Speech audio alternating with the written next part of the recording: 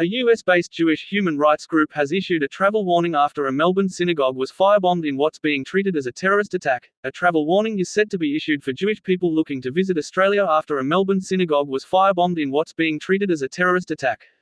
US-based Jewish human rights organization the Simon Wiesenthal Center is expected to issue a travel warning after the Adass Israel synagogue in Ripponlea was firebombed in the early hours of Friday morning last week. The center's associate dean Rabbi Abraham Cooper told The Age that he'd send a letter to the Australian ambassador to the US regarding a travel advisory. My hope is this will be a short-lived initiative, but we will want to know specifically what is being done to ensure the integrity of the Jewish community and, most importantly, to hold perpetrators culpable for their actions, Mr. Cooper told the masthead.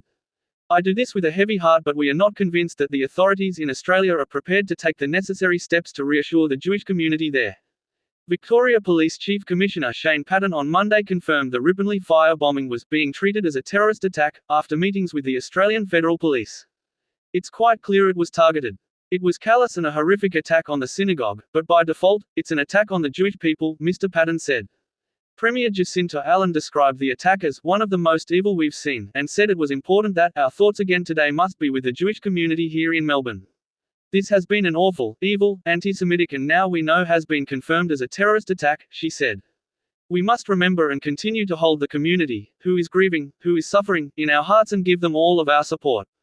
Prime Minister Anthony Albanese has convened a Commonwealth-led task force, AFP Special Operation Avalai, to tackle rising anti-Semitism in Australia.